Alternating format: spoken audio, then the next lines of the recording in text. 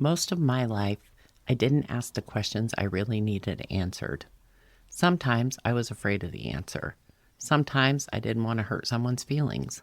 And sometimes I just couldn't bring myself to say it out loud because saying it out loud makes it real.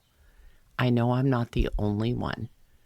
Every week, I take one real anonymous question and give you the answers most people won't say out loud.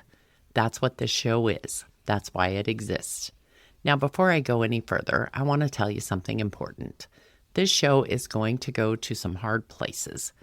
I'm not going to flinch from the real stuff, and I'm not going to sugarcoat it. But we are going to laugh. Because sometimes life's messiest situations are also genuinely funny. And laughter is not the opposite of figuring life out. Sometimes it's exactly how you get there. So depending on your question, I might make you cry, I might make you think, or I might make you spit your coffee out. Probably all three at some point. So in August of 2020, I was diagnosed with breast cancer. And I want to be clear, I'm not here to tell you a tidy little survival story. I finished radiation in May of 2021. I am 5 years in remission, and my journey is still very much alive. I'm still on hormone therapy. I still see my oncologist every year. And even if all of that stopped tomorrow, I would still be on this journey.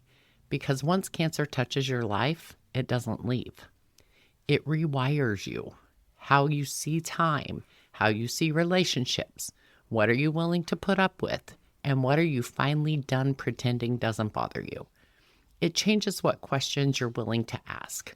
I remember one day early on, I had just come from a doctor's appointment, still trying to get my head around what I was actually facing. I came home, and within 10 minutes, my daughter needed help with something. My son called me asking if I wanted to babysit, and my husband walked in and said, "Hey, honey, can you schedule me a dentist appointment?" Literally 10 minutes. And I had just left a doctor's office where someone looked me in the eye and told me I needed to take care of myself. I sat there thinking, how do you do that? What does that even look like? Because I genuinely did not know. I had spent so long being the person everyone else leaned on that I didn't have an answer, not even a starting point. That question, when does it become my turn? That's one I should have asked long before cancer forced me to. And that's the thing about the questions we don't ask. They don't go away. They just sit there, getting heavier. Sometimes we stay quiet because we don't want to hurt someone's feelings. Sometimes we're afraid of what the answer means. Sometimes we've just never given ourselves permission to need something out loud. This show exists because of exactly that.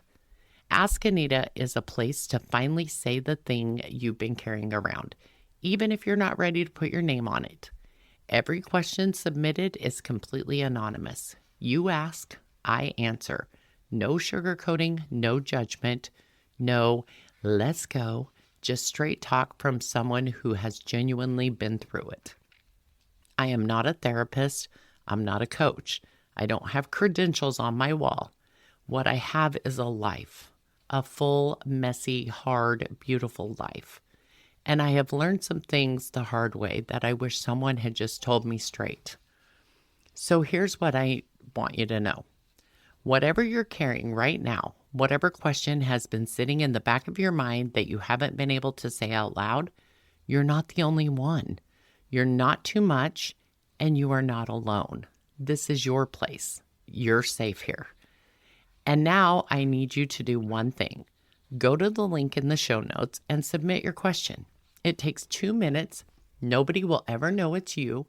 Just say the thing, whatever it is, and let's finally get you an answer. I'll be back next Tuesday.